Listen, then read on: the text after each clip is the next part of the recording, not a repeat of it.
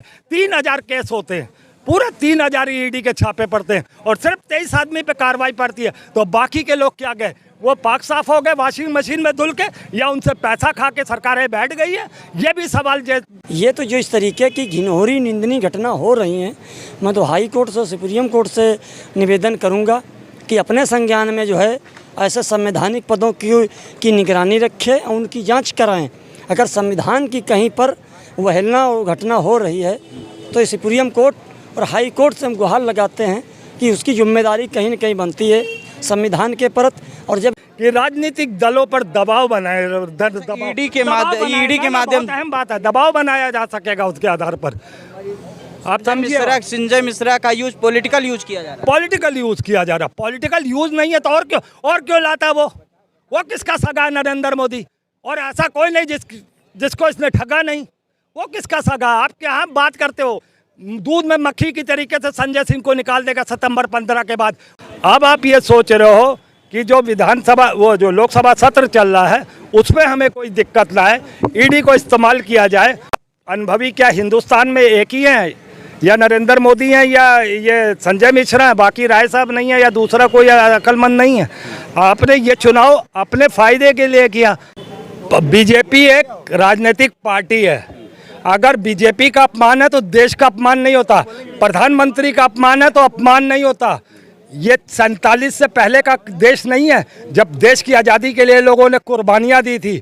आज सत्ता पे बैठ के चाहे कांग्रेस हो, चाहे बीजेपी हो, चाहे जितनी भी देश में क्षेत्रीय दल पार्टियां हैं, ये सब तिजारत करती हैं। किसी भी भारतीय जनता पार्टी का, किसी भी पीएम का या किसी मुख्यमंत्री का या किसी भी तरीके से कोई भी अपमान नहीं होता है कि ये कहा जाए कि भारत के पीएम का अपमान हुआ, भारत का अपमान। ये कौन सी बात है? आप यहाँ पे देश में धंधा कर रहे हैं, राजनीतिक पार्टी खोल के आप व्यापार करते हैं, आप कैसे इसका कैसे अपमान हो जाएगा? तो मैं ये पार्टियों वाइज कोई बात नहीं कर रहा हूँ। प्रतिनिधि मंडल गया है विपक्ष का, इंडिया वाला, उसके जाने से कुछ फर्क होगा कि नहीं होगा? वो एक विदेशी को खेल है, इसमें देश और विदेश का भी खेल है, उसमें वो मीडिया पर कहने वाला लायक नहीं है। अच्छा, मणिपुर में विदेशी खेल? मणिपुर में विदेश में हमारा अपमान हो तो हम देश में भी तुम्हारा अपमान करेंगे। अच्छा। बड़ा खेल है देश विदेश का। यानी कि इसमें मणिपुर जो चल रहा है उसमें विदेश में अपमान की बात है। देश और विदेश का भी खेल है, नहीं तो इतने दिन तक नहीं मणिपुर में ये खेल होता रहता। नहीं तो विदेश में तो सम्मान हुआ ना, तो विदेश इसका मणिपुर का विदेश से क्या लेना? सम्मान होता है, वहाँ अपमान भी होता है, बड़े बड़े गंभीर। किसका अपमान विदेश में हो गया जो देश से बदला ले रहा है? जिसका अपमान हुआ मीडिया के सामने कौन पेश हुआ, बस समझ लो, ज़्यादा न करना। नहीं मीडिया तो उसको देश से बदला लेगा। वो मीडिया के सामने वो आरोप लगा रहे हो आप? आरोप नहीं लगा रहे हैं, वो ठीक है, बहुत बड़ा आरोप। हम बहुत आपसे थोड़ी बहुत से कहें कि कौन समझदार है ना। प्रधानमंत्री जी उन्होंने 2-2.5 महीने से उसका संज्ञान ही नहीं लिया। उसके अलावा उन्होंने फ्रांस की यात्रा करी, अमेरिका की यात्रा करी, यूएई की यात्रा करी, ठीक है। उसी पीरियड में मणिपुर जल रहा है, लोग मारे जा रहे, घर जलाए जा रहे, सब कुछ हो रहा है, और जो महिलाओं को निर्वस्त्र करके घुमाया जा रहा, ऐसे उनके पीछे कुत्तों के तरीके दरिंदगी, उससे भी ज़्यादा दरिंदगी करी गई। मगर हमारे माननीय प्रधानमंत्री जी के संज्ञान में ही नहीं था। वो बस खाली अमित शाह जी से फ़ोन पे ही बात हो रही थी, हाँ मैं देख रहा हूँ, यहाँ सब ठीक है, मैं देख रहा हूँ। लेकिन 2 महीने से 2.5 महीने हो गए, पूरा मणिपुर बोले तो मेरा भारत ही तो है। अच्छा, मेरा भारत का एक हिस्सा ही तो है वो, कि जो वहाँ की माँ बहनें हैं वो सब हमारी तो माँ बहनें हैं। तो ये क्यों नहीं करा उन्होंने? और आज जो आप देख रहे हैं, आज जनता के अंदर आक्रोश है, और ख़ास करके पीएम के खिलाफ बहुत आक्रोश। मैं भी बहुत सम्मान करता था किसी पीरियड में, यानी कि 2 महीने पहले तक की बात बता रहा हूँ। पहले सम्मान करते? बहुत करता था। क्या इन्होंने विश्व स्तर पे भारत की बहुत पहचान अच्छी बनाई, ये वो तुम्हें। लेकिन उसी फ्रांस जहाँ तुम गए हो, वहाँ का राष्ट्रपति, उसके घर में जब आग लगी तो उसने आधी यात्रा छोड़ करके वो चला आया फ्रांस अपना घर देखने। मगर तुमने नहीं छोड़ी, तुम छोड़ करके 3 देश की यात्रा कर रहे हो। इस सांसद जो है वहाँ प्रतिनिधि मंडल गया हुआ है, इससे क्या कहीं वहाँ पर कुछ हिंसा रुकेगी या उसमें आग और भी भड़क सकती है? नहीं, एक सहानुभूति मिलेगी। और ये जो काम हुआ है मणिपुर में, ये मानवता को शर्मसार करने वाला हुआ है। ये किसी भी दृष्टि से सही नहीं है। बदला लेना या कुछ भी करना ये दरिंदगी की हद पार कर गए ये लोग। और जो भी इसमें डेलीगेशन जो भी जाएगा लोगों का, इसमें एक सहानुभूति जनता को मिलेगी जिसके साथ गलत हुआ है, या देश समाज इससे पूरा जो है, हमारा भारत तो पूरा शर्मिंदा है इससे। यानी इससे प्रतिकूल प्रभाव समाज में पड़ रहा है जी। और लेकिन इसमें सत्ता पक्ष, विपक्ष का ये बार बार कहना है कि जो सत्ता पक्ष चाहता है इसको कंट्रोल कर लेता, बहुत जल्दी कंट्रोल कर लेता, और सीधे से डायरेक्ट प्रधानमंत्री को टारगेट कर रहे हैं, जबकि ये मामला पूर्णतया गृह मंत्री लेवल का है। गृह मंत्री चाहे तो उसको कंट्रोल करे, लेकिन विपक्ष जो है प्रधानमंत्री को टारगेट कर रहा है, प्रधानमंत्री उस पर जवाब दे। तो इसको किस तरह देखते कि गृह मंत्री को ही जवाब दे करके मामले को, उनको सदन को चलने देना चाहिए, या प्रधानमंत्री को अगर सवाल उठा कि उनको आना चाहिए तो उनको आकर के इस मामले को रफा दफा करना चाहिए? इसमें प्रधानमंत्री या गृह मंत्री की बात नहीं है, इसमें प्रत्येक नागरिक की जिम्मेदारी है।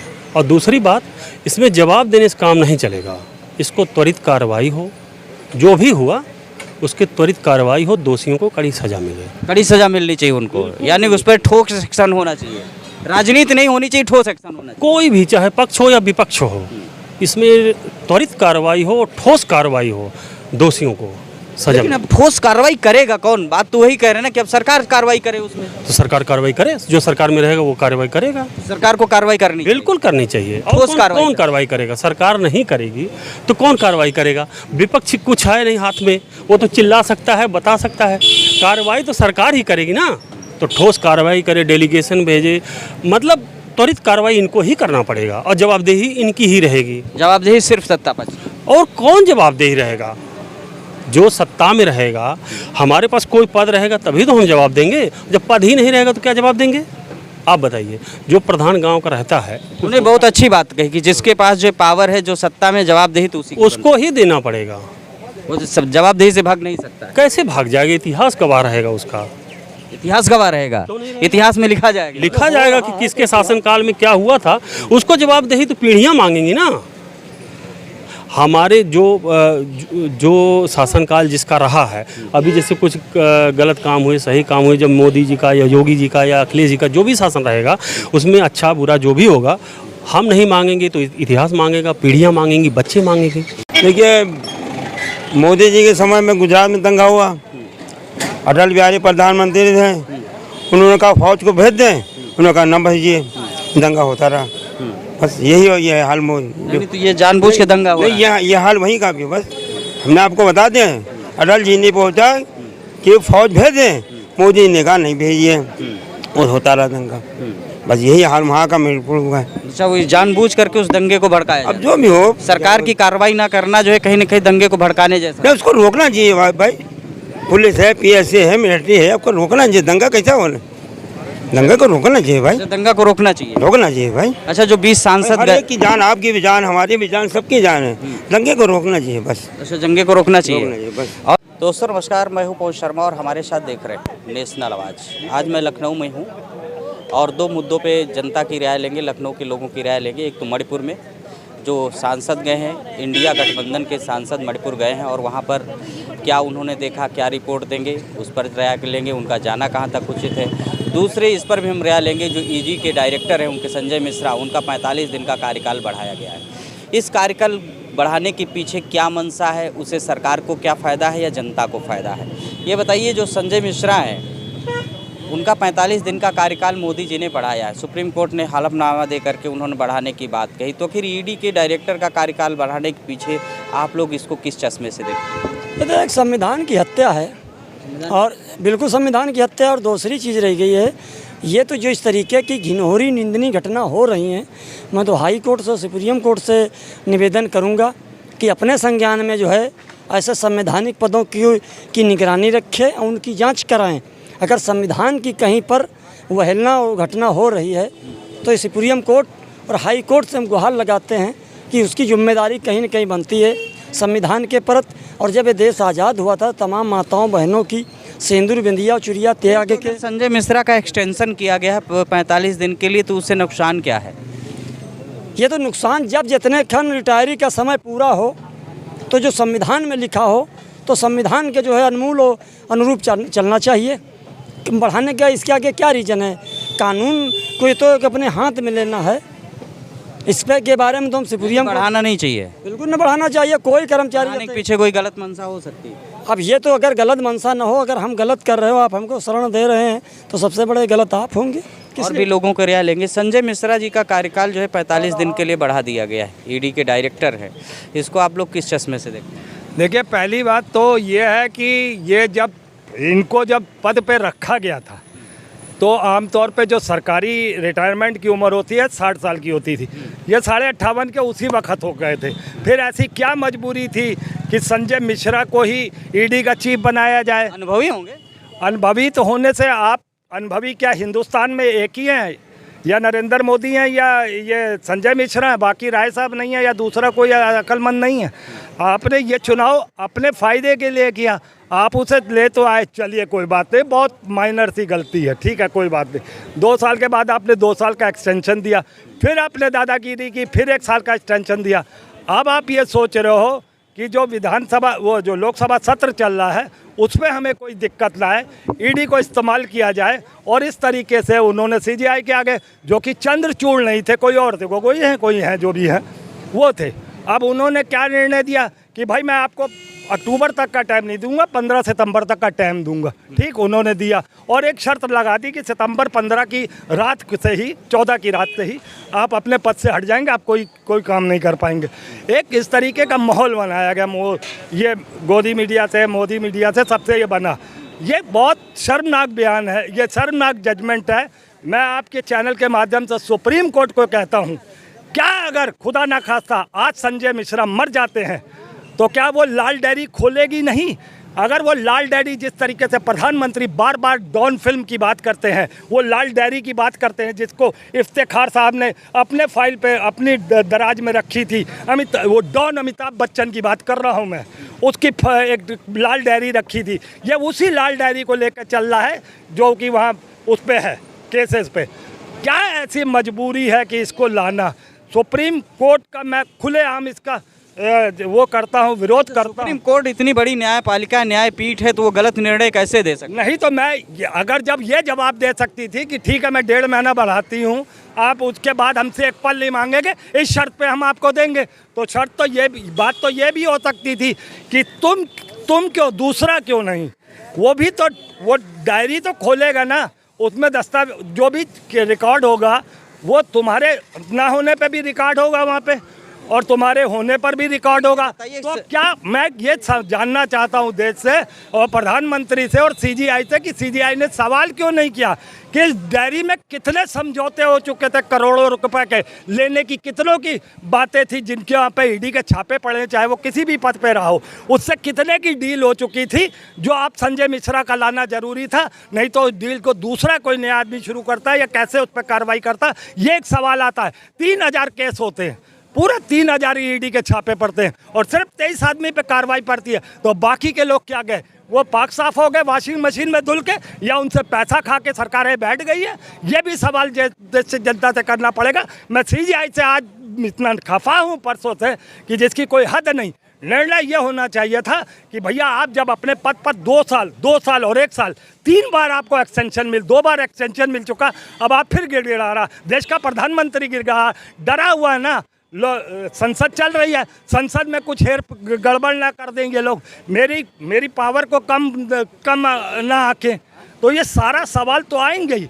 और पूछे कुछ नहीं तो ईडी के सहारे, ये जो ईडी के डायरेक्टर का एक्सटेंशन देने के पीछे मोदी का क्या मकसद हो सकता है? सिर्फ और सिर्फ अपना बचाव, क्योंकि अभी जो सारे जो केसेस हैं उसके खिलाफ ही जा रहे हैं। अब आप बताइए, परसों एक केस खुलेगा जो चंद्रचूड़ जी का मणिपुर वाला है ना, तो उसने यहाँ पर थोड़ा सा अपने आप को एक सेव करने की बात कही है कि राजनीतिक दलों पर दबाव बनाए, ईडी के माध्यम अहम बात है, दबाव बनाया जा सकेगा उसके आधार पर। आप संजय मिश्रा का यूज पॉलिटिकल यूज किया जा रहा है, पॉलिटिकल यूज किया जा रहा। पॉलिटिकल यूज नहीं है तो और क्यों लाता? वो किसका सगा है? नरेंद्र मोदी। और ऐसा कोई नहीं जिसको इसने ठगा नहीं, वो किसका सगा? आप क्या बात करते हो? दूध में मक्खी की तरीके से संजय सिंह को निकाल देगा सितंबर 15 के बाद, वो कौन? हाँ, किसी के प्रदेश का राज्यपाल बना देगा या राज्यसभा का मेंबर बना देगा। खाओ, हम थोड़ा बहुत तो एहसान करें। संजय मिश्रा के सहारे किन नेताओं को टारगेट करना चाह रहे होंगे? जो जितने अभी तक लिस्ट में वो सारे ही हैं जो टारगेट। मान्यता 3000 केसेज हैं, 23 पे आप फैसला दे पाते हो, बाकी के सब क्या? मैं बार बार एक ही सवाल करूंगा फिर आपसे भी यही, तो ये तो सवाल जाएगा ही कि कैसे ये इस तरीके से। अब ये हर चीज़ से डरा हुआ नरेंद्र मोदी, क्योंकि उसने शिक्षा, रोजगार, स्वास्थ्य, सुरक्षा, नौकरियां, इस पर ध्यान नहीं दिया, सिर्फ और सिर्फ। अब आप कहते हैं एम से डरता मोदी, महंगाई के एम से डरता है मोदी, मणिपुर से डरता है। काम का ही आप लोग बात करते हो। 2 एम और भी हैं, मंदिर और मस्जिद।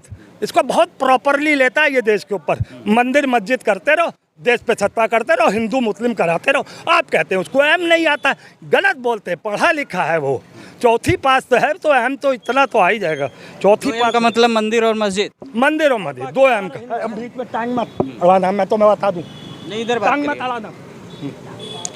सबसे बड़ी बात मैं यही जानना चाह रहा हूँ कि अगर संजय मिश्रा जी का कार्यकाल बढ़ा हुआ है, उनको एक्सटेंशन दिया गया है, ये तो संवैधानिक प्रक्रिया में किसी को भी एक्सटेंशन दिया जा सकता है, इससे क्या दिक्कत हो सकती है? संवैधानिक प्रक्रिया 1 बार होती है, 2 बार होती है, 3 बार, 2 बार भी नहीं होती है, 1 बार होती है, 2 बार हुई, तीसरी बार 2 साल बढ़े, फिर 1 साल फिर बढ़ा, फिर अब 45 दिनों की भीख मांगी गई नरेंद्र मोदी के द्वारा।